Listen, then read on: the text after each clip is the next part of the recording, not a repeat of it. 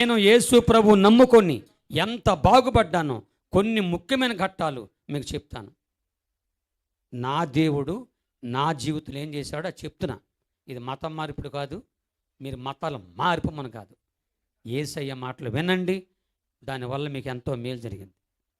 మన భారతదేశంలో ఉన్న ఎన్నో అడవులు, ఎంతోమంది మన భారతదేశంలో పుట్టిన వాళ్ళు చాలామంది వెనకబడిన జాతులు, పూర్తిగా వెనకబడిన జాతులు, పూర్తిగా వెనకబడిన భాషలు. వాళ్ళు ఇంతవరకు కొంతమందికి ఎవరో కూడా తెలియదు.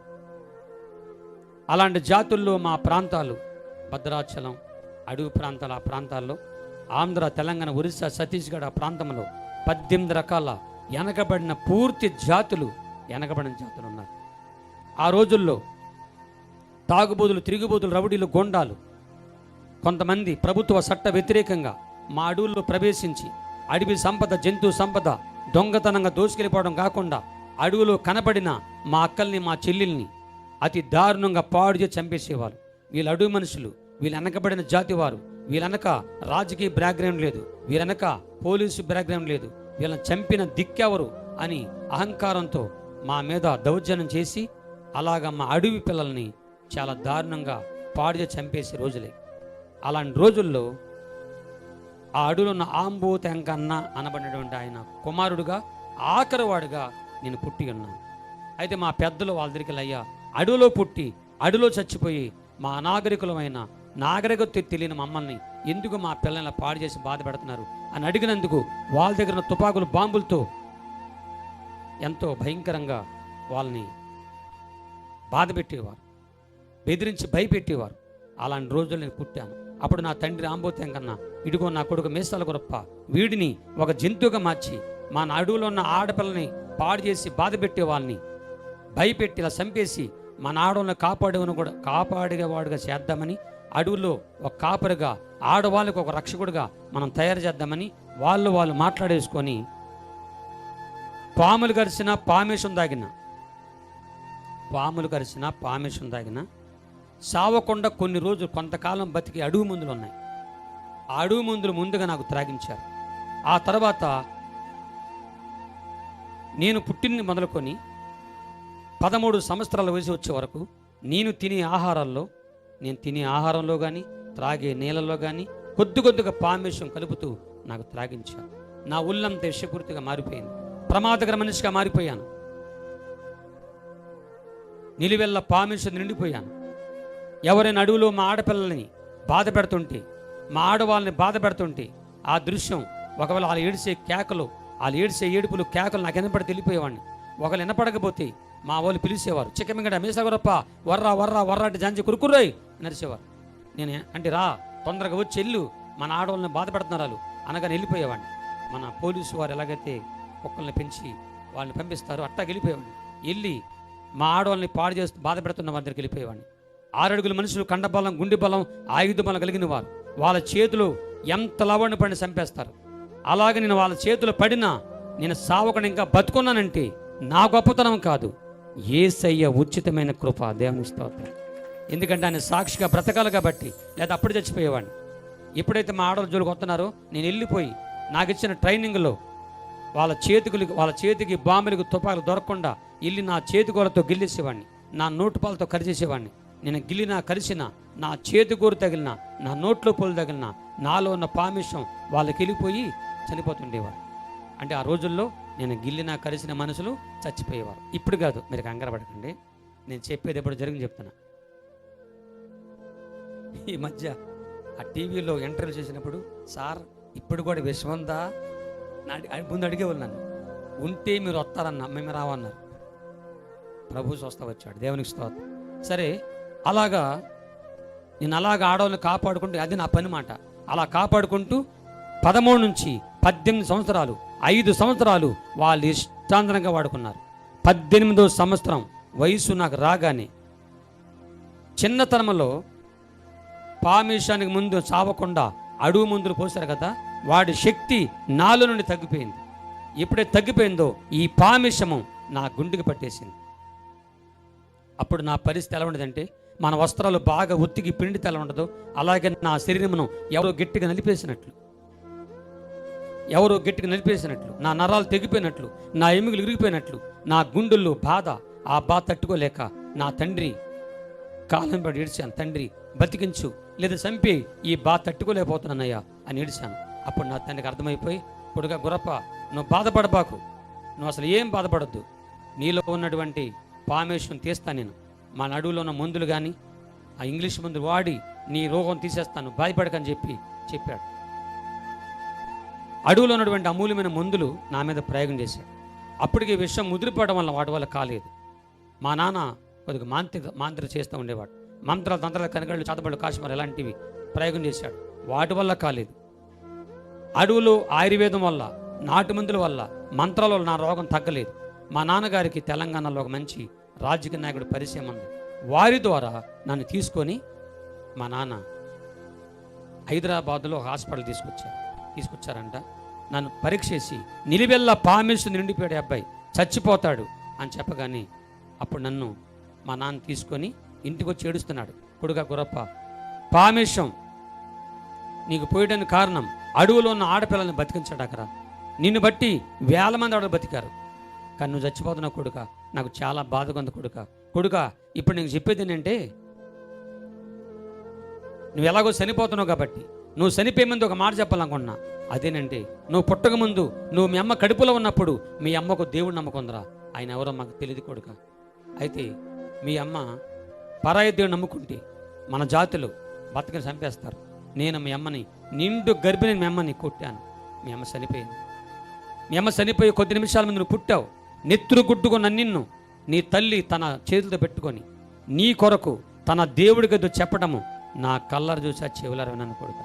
ఇప్పుడు నేను చెప్పేది ఏంటంటే, మీ అమ్మ చనిపోయితే చనిపోయింది, కానీ నీ కన్న తల్లి ఆరాధించి పూజించిన దేవుడు ఖచ్చితంగా నిన్ను బతికిస్తాడు. ఆ మాట నాకు కొద్దిగా బాధేసింది. ఒక దేవుడు గురు నమ్ముకుంటే మా అమ్మని చంపేశారా?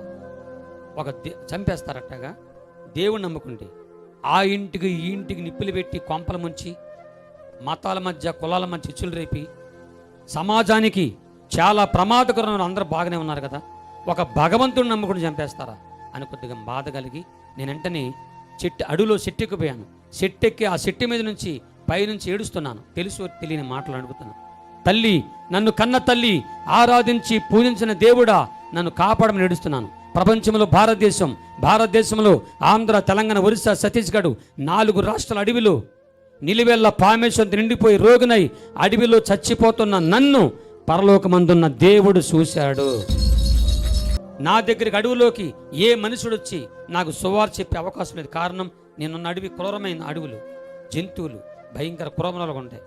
నా దగ్గరికి ఒక మనిషి రావాలంటే, ఇలాంటి అయ్యగారు, పెద్ద అయ్యగారు రావాలంటే వచ్చి పులులారా, సింహాలారా పక్కకు రండి, మేసా గొరప్పకు వాక్యం చెప్పాలి అని వచ్చారనుకోండి, పులులు సింహాలు ప్రైజ్లాడ్ అయ్యగారు, రండి అయ్యగారు అంటే అమ్మ, ఒకలా అంటే ముందు అయ్యగారు ఉంటాడమ్మా. మనుషులు చూడని పట్టించుకొనని ఆ అడవిలో, మనుషులు చూడని పట్టించుకొనని ఆ అడవిలో యేసయ్య నన్ను పట్టించుకున్నాడు. దేవుని మనుషులు వస్తే మనుషులు రాలేరని పరలోకమందున్న దేవుడు, నేను ఏ చెట్టు మీద ఉన్నానో ఆ చెట్టు దగ్గరికి పరలోకమందున్న దేవుడు, పరలోకమందున్న దేవదూతని నేను ఎక్కడున్నానో ఆ చెట్టుకి 10 అడుగులు ఎత్తు దూరంలో అయ్యగారులాగా తెల్లని వస్త్రాలు ధరించుకొని దేవదూతలాగా పై నిలబడి నాకెళ్ళి చూస్తున్నాను. నేను ఆ దేవతను చూస్తున్నాను. నాకు సువార్త చెప్పింది ఏ విదేశీయులుగా, తెల్లడుగా, నల్లడుగా, ఎవరు బెనిఫిట్లు ఇచ్చి మతం మారమని గట్టిగా చెప్పలేదు. ₹1 ఇచ్చినోడు లేడు, నాకు చెప్పలేదు. మతం ఇప్పుడు ఈ మధ్య జరిగే మాట ఏంటంటే, బలవంతం మతం మారిపోయి అన్నారు. బలవంతం మతం మారిపోయి అమాయకమైన మూతి అట పెట్టి అమాయకమైన ప్రజల్ని బలవంతంగా మార్చేస్తున్నారు అన్నారు. కాబట్టి నా దగ్గరికి ఏ అమెరికా వాడు, జపాన్, నాకు అసలు ఎవరో తెలియదు, మనుషులు వచ్చి నా దగ్గరికి వచ్చి మీసాల గొప్ప ఏ సున్నమ్ము అన్నారనుకో, కొత్త మనిషి వస్తే నా పని గిల్లడమే. కొత్తగా మనిషి కనబడ్డాడు, వెళ్ళి ముందు గిల్లి కరిచాడు నా పని. ఎవరు వస్తారు? నాకు ఎవరు మతం మార్పిడి చేయలేదు. నా దగ్గరికి ఎవరు బలవంతంగా వచ్చి మతం మారండ్రా అన్న చెప్పాడా, ఆడైపోయాడు. అప్పుడు నాకు అలాంటిది కాదు. దేవుని దూత ద్వారా నాకు సువార్త దేవుడు చెప్పించాడు. నేనున్నది చెట్టు మీద, చెట్టు పైనుంచి 10 అడుగుల దూరంలో దేవుని దూత నాకు కనపడి నాకు అర్థమయ్యే భాషలో మాట.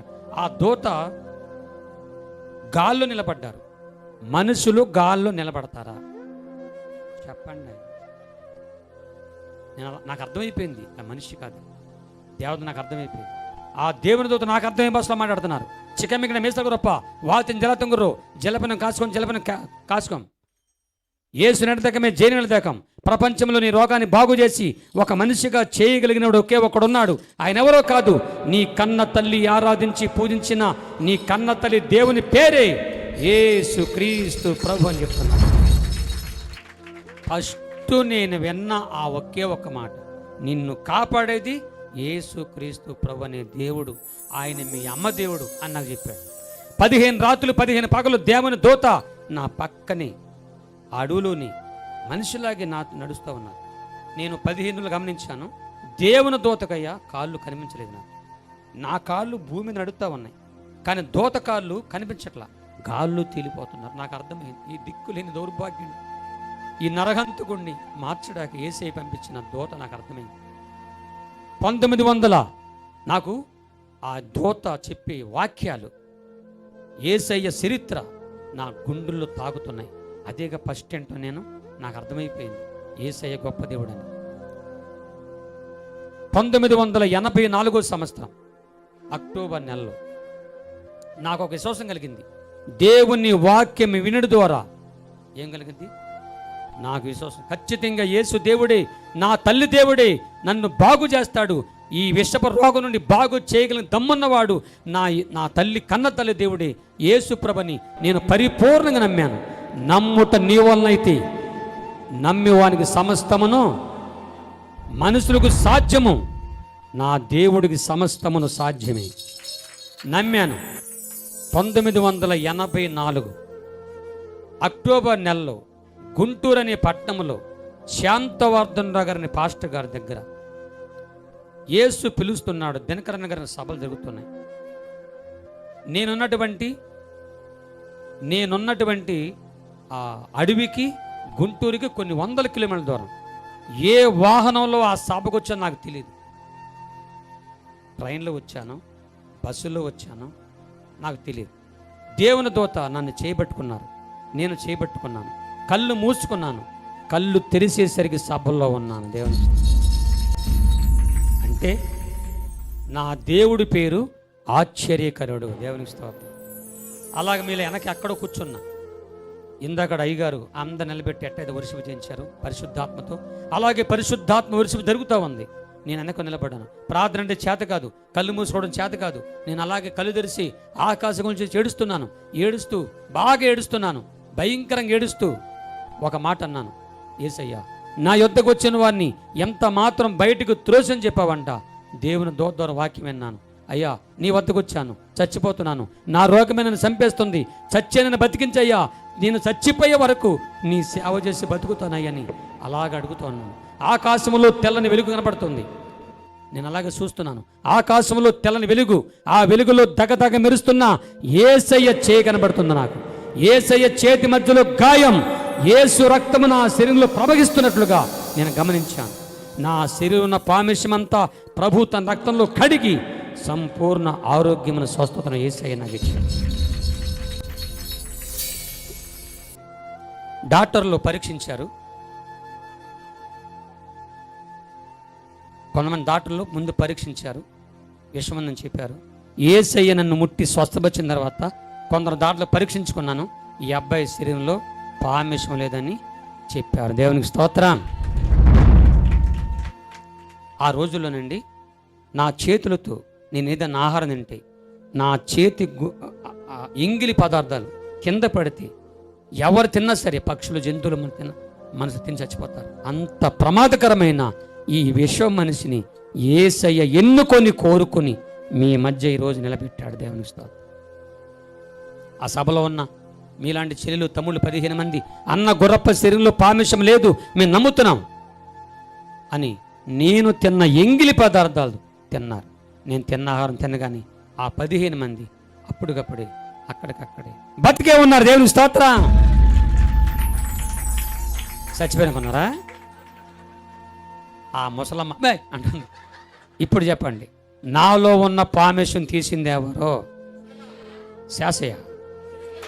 ఈ భూమి, ఆకాశం, సముద్రం, అందులో సర్వాన్ని కలిగించిన ఆది దేవుడు, మహాదేవుడు, ప్రపంచానికి ఒకే ఒక్క దేవుడు, పరలోక రాజ్యం ఇచ్చే ఒకే ఒక్క దేవుడైన యేసు క్రీస్తు ప్రభు నన్ను స్వస్థపరిచాడు. ఇదే నా రక్షణ సాక్ష్యము. పరిగెత్తుకుంటూ వెళ్ళి మా నాన్న ఆంబో తెంగనకి, మా గూడుపోలకి ఎవరైతే నాకు పామేశం పోసిపించారో వాళ్ళకి చెప్పుకున్నాను. నన్ను పరీక్షించారు. ఎలా పోయింది ఈ విషయం అన్నారు. 3,50,000 నా కోసం ఖర్చు పెట్టారు. నా రోగం పోలేదు. ఇటీవల యేసు ప్రభు నమ్ముకున్నాను. పైసా ఖర్చు లేకుండా ప్రభు నన్ను స్వస్థపరిచాడు. మా నాన్న ఆంబూతం కన్నా మా ఇంటికి వెళ్ళి లబా దేబా దేబా లబా 4 మంత్రపుస్తకాలు తీసుకొచ్చి నా కళ్ళ ముందేసి వాడిని కాల్ చేసి, మంత్రశక్తుల శక్తి లేదు, నిజమైన శక్తి నా కొడుకు మీసాల గొప్ప దేవుడైన యేసు క్రీస్తులో ఉందని మా నాన్న ఆంబూతం కన్నా యేసై నమ్ముకున్నాడు. మా పెద్దన్న, చిన్నన్న, పెద్దొదిన, చిన్నొదిన, పెద్దక్క, చిన్నక్క, పెదమమ్మ, చిన్నమ్మ, ఏంకుడు, ఏ అపరాలు, నా అపరాలు, నా కుటుంబ రక్తసం అందరూ యేసై నమ్ముకున్నారు. కుర్రో అనేవాళ్ళంతా యేసయ్య నమ్ముకున్నారు. దేవునికి స్తోత్రం. కోయారే కోయ్ కోయ్ కోయా అని కోరుతున్నారా? పాడిన వద్దా? ఇక అదే కోయారే కోయ్ కోయ్ కోయా బామారి సందమామా, కోయారే కోయ్ కోయ్ కోయా బామారి సందమామా, కోయ్ కోయ్ కోయ్ కోయ్. ఒక సభలో ఇలాగ అంటున్నా, ఆ సభలో ఉన్న ఒక ముసల భక్తుడికి కోయి కోయిని మాట రాక కోండి కోయ్ అన్నాడు. అది ఇప్పుడు వచ్చింది కొమ్మతిప్పలో. ఎందుకు కోండి కోయమన్నాడు? అనేదాలే తినేదాలే, నాకు ఒక్కలే పెట్టలేదు. చప్పట్లో కోయారే కోయ్ కోయ్ కోయా మామారి సందమామా, కోయారే కోయ్ కోయ్ కోయా కోయ్ కోయ్ కోయ్ కోయ్ కోయ్ కోయ్ కోయ్ కోయ్. హైజలక హైజక హైజలక హైజక హైజలక హైజక డింగిర డింగిర డింగిర డింగిర కోయ్ రే రే లా రే రే లా రే లా రే రే లా రే రే లా రే లా లా రే లా రే లే లా లా రే లా రే లే లా రే లా రే లా రే లే లా. కోయారే కోయ్ కోయ్ కోయా బామారి సందమామా, కోయారే కోయ్ కోయ్ కోయ్ కోయ్ కోయ్ కోయ్ కోయ్ కోయ్ కోయ్ కోయ్. చప్పట్లో నెట్ల దికమో నెట్ల దికమో జాంజకు యేసు నెట్ల దికమో, నెట్ల దికమో నెట్ల దికమో జాంజకు యేసు నెట్ల దికమో. మజరగాలు మంకరగాలు పింగరిగాలు జాంజగండ్రు, మస్కోట్లు మంకాళ్ళు పింకుళ్ళు జాంజగండ్రు. కుర్రో దిక్కు ముక్కులేని గతిలేని అడవులో చచ్చిపోవాల్సిన నన్ను యేసయ్య తన రక్తంలో కడిగి స్వస్థతనిచ్చి ఆరోగ్యం ఇచ్చి చక్కని భార్యనిచ్చాడు, 2 కూతుర్నిచ్చాడు, 2 అల్లుళ్ళనిచ్చాడు, 3 మనవరాలనిచ్చాడు, 1 మనవనిచ్చాడు. కాలగమనములో అలాగ ఆంధ్ర తెలంగాణ సేవ చేసుకుంటుంటే కొద్ది సంఘాలు దేవుడు కనికరించాడు.